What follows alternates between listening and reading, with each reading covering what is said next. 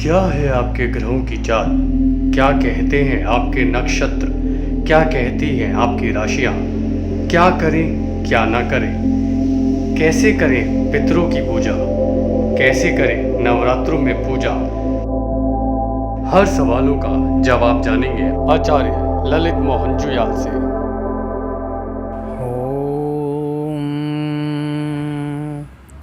लम्बोदरं परमसुन्दरमेकदन्तं रक्ताम्बरं तरणनेत्रपरमं पवित्रम् दिवाकरनिभोज्ज्वलकान्तकान्तं विघ्नेश्वरं सकलविघ्नहरं नमामि। भगवान पितृदेवाय नमः। साक्षात पितृदेवाय नमः। पिता पितामह परपिताय नमो नमः। देखिए भक्तों, श्राद्ध का सुंदर पर्व चल रहा है और इन पर्वों को, इन उत्सवों को इस तरह मनाना चाहिए जैसे मैं बार बार कहते आ रहा हूँ, किसी का जन्म उत्सव मनाते हैं, किसी अन्य प्रकार के जैसे कार्य करते हैं ना। भोजन सुंदर, कृष्ण जन्माष्टमी आई तो कितने प्रकार के भोग लगाए हमने ना, कितने प्रकार के व्यंजन बनाए। कृष्ण जी को ये प्रिय था, कृष्ण जी को ये खिलाएंगे, कृष्ण जी को ये बनाएंगे, कृष्ण जी माखन खाते थे। वैसे श्राद्धों में भी इसी प्रकार का सुंदर भोजन बनाना चाहिए। पहले तो जीवित रहते ही माता पिता को खुश कर दो और मृत्यु के बाद तो उनका पितृ तर्पण किया जाता है, उनको वैसे भी प्रसन्न करना चाहिए। जीवित रहते भी खुद प्रसन्न करो और मृतक के बाद भी शरीर उनका जब पूर्ण हो जाए, आत्मा शांतता चित हो जाए, उसके बाद भी शांति होने के बाद भी उनको सुंदर भोजन कराना चाहिए। पितृ स्वरूप ही जनार्दन, पितृ के स्वरूप भगवान विष्णु हैं, उनका अच्छे सुंदर से पूजन करना। और जीवन में क्या क्या विशेषताएं फल प्राप्त हो जाती है अगर हर साल आप पितृ की पूजन करते हैं, हर साल तर्पण करते हैं, हर साल पिंड करते हैं, नारायण करते हैं, उनको पूजन करते हैं, तीर्थों पर जाते हैं। हरिद्वार में हुआ, पहले भी कहा ना मैंने, अयोध्या मथुरा माया काशी कांची अवंतिका पुरी द्वारावती चैवा सप्तेते मोक्ष दायका। इन सातों मोक्ष के द्वार हैं। और अन्य भी किसी भी तीर्थ में गया जाओ, बद्रीनाथ जाओ, आप कहीं भी पितरों के लिए हर साल यज्ञ करना आवश्यक है, करना चाहिए। इससे हमारी आने वाली पीढ़ी भी सीखती है और हर पीढ़ी में जब यज्ञ चलेंगे, पूजन होगा, श्राद्ध के समय श्राद्ध चल रहा है, देव कार्य के समय देव कार्य चल रहा है, तो वह इस चीज़ से ज्ञान प्राप्त करेंगे। बच्चों के अंदर भी शिक्षा आएगी कि हाँ यार, इससे तो हमारे घर में पूजा होती है। हाँ, पंडित जी आते हैं, कई कई घरों में जाते हैं ना हम यज्ञ करने, तो बड़े अच्छा लगता है, बड़े प्रसन्नता से खुश होकर पूछते हैं जिज्ञासा से, पंडित जी इस दोने में क्या है, गुरुजी ये पूजा क्यों करते हैं। तो प्रसन्न जहाँ पूछे जाते हैं तो इसका मतलब उस बालक के अंदर जिज्ञासा है धर्म करने की, और ऐसा अवश्य कराना चाहिए, सिखाना चाहिए, बेटा आज इस प्रकार की पूजा है। तो ऐसे ही श्राद्ध कर्म में भी पूजा करने से हमारे जीवन में विशेष विशेषताएं प्राप्त होती है, बहुत सी उपलब्धियां प्राप्त होती हैं। जैसे कि हर साल तर्पण करने से हमारे पितृ प्रसन्न होते हैं, पितृ प्रसन्न होते हैं तो हमारे राहु केतु के दोष शांति हो जाते हैं। पितृ प्रसन्न होते हैं तो नारायण अब हमने नाग की मृत्यु कर दी, सांप आ जाते थे पहले जंगलों से आ रहे हैं, क्या अज्ञानता थी, उनको मार देते थे, तो क्या वो भी दोष लगता है, उसके कारण भी पितृदोष प्राप्त होता है। कोई बालक है छोटी उम्र में, उसकी आयु जितनी निर्धारित है उतना ही जिएगा, उसके बाद उसकी मृत्यु हो गई, परंतु हमारा भी कर्तव्य उसके प्रति बनता है, उसका श्राद्ध करें, उसकी नारायणी करें, उसको तीर्थ पिंड दें। तीर्थ पिंड जानते हैं ना, कि तीर्थ के स्थान पर उनको पिंड देना चाहिए।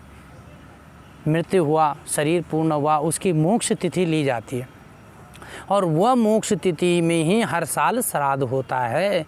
उसी मोक्ष तिथि में क्या होता है, तर्पण होते हैं, उसी मोक्ष तिथि में सब कर्म होते हैं, उसी मोक्ष तिथि में वार्षिक कर्म होता है, वर्षी होती है।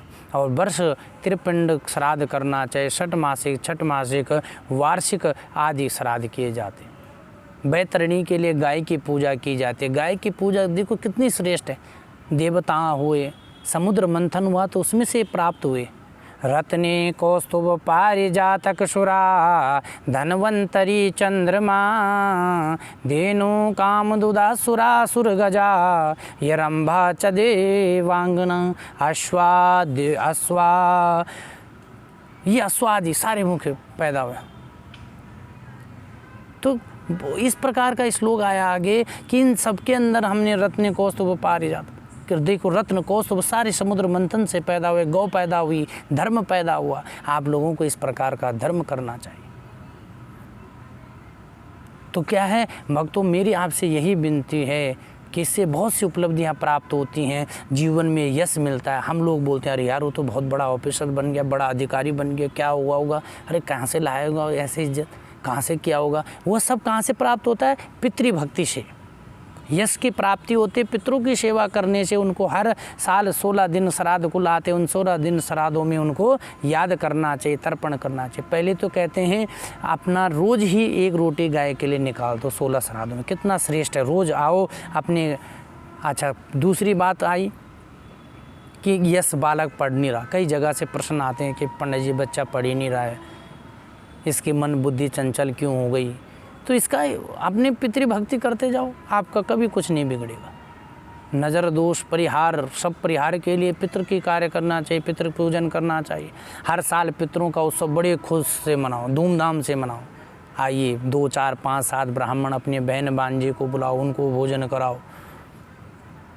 कुष्ठ आश्रम में बने हैं ना, कई जगह गरीब बच्चे हैं। अरे हम लोग ब्राह्मण तो कर्म का ज्ञान है, श्रेष्ठ है, उससे कर्म कराओ। भोजन अगर नहीं कर पा रहे उन कोई बात नहीं, वो कोई दोष नहीं लगता। उस भोजन को किसी श्रेष्ठ व्यक्ति को दो। कई लगा ना लोग थाली सजाते हैं और ब्राह्मण को मंदिर में दे आते हैं। ब्राह्मण का भी क्या है, कितना पेट होगा, कितना उसको स्वीकार करेगा, गाय को डाल देगा किसी से। उससे अच्छा है सीधा सूखा देना चाहिए। किसी गरीब व्यक्ति को भोजन करा दो, आहा उसको कितनी मधुरता आएगी। जब उसके जीवाग में, उसके पेट में भोजन जाएगा तो आपको आशीर्वाद देगा। आशीर्वाद से ही सब चीज़ कल्याण हो जाता है। इसीलिए भक्तों, मैं बार बार आपको इसीलिए कहता हूँ कि श्राद्ध अवश्य करना चाहिए। नवरात्र साल में 2 बार 4 बार आते हैं। श्रावण का शिव की पूजा के भी 2-3 बार अवसर प्राप्त होते हैं। जब मर्जी तब कर लो, पर पितृ कार्य का भी आप जब मर्जी तब कर सकते हैं। परंतु विशेष महत्व क्या है? 16 श्राद्धों के अंदर।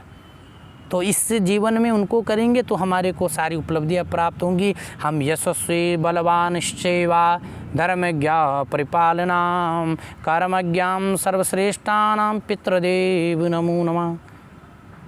इस प्रकार यज्ञ करनी चाहिए कि पितृदेव सदैव हमारा साथ दें। आज हम भी जो कुछ हैं हमारे पूर्वजों की कृपा से है, पितरों की कृपा से आज हम इस प्रकार से धर्म कर्म कर रहे हैं। इस शिक्षा में गए कि किसी को ज्ञान दें, किसी को शिक्षा दें। आज हम ये सब पितरों की कृपा से हैं। देवताओं की कृपा और पितरों की कृपा से जीवन में सारी चीज़ें उपलब्धियां प्राप्त हो जाती है। वह शरीर चला गया, मिट्टी चली गई, पर वह आत्मा तो सदैव अजर अमर है। वस्त्री तो बदले, शरीर ही तो बदला, पर वह तो हमारे साथ सदैव जुड़े हुए हैं। जब तक हम जीवित रहेंगे हम अपनी माँ को याद करेंगे, अपने पूर्वजों को याद करेंगे। पर जब वह मिट्टी चली जाती है तो हम सोचते हैं कि उसके साथ ही सब कुछ चला गया। नहीं भक्तों, वह आत्मा अजर अमर है ना। तो इसलिए क्या है कि आपको पितृ कार्य अवश्य करना चाहिए। उससे हमारे जीवन में शिक्षा मिलती है, यश मिलता है, विवेक मिलता है, ज्ञान प्राप्त होती है, धन संपदा प्राप्त होती है और अंत में हमारे को सद्गति प्राप्त होकर भगवान विष्णु के चरणों के धाम को चले जाते हैं। आपका धन्यवाद। इस चैनल के माध्यम से आपको ज्ञान की प्राप्ति हो रही है। इस ज्ञान की प्राप्ति के द्वारा आपको यह चैनल अच्छा लगे तो भगवान की कृपा रहे, आप सबके घरों में सुख शांति रहे। आपको कोई प्रश्न, कोई मन में कोई प्रश्न चल रहा हो तो आज आप इस नंबर पर, मेरा नंबर है, ईमेल आईडी नंबर है, इस पे आप संपर्क कर सकते हैं। धन्यवाद। जय श्री राम। क्या है आपके ग्रहों की चाल? क्या कहते हैं आपके नक्षत्र? क्या कहती हैं आपकी राशियां?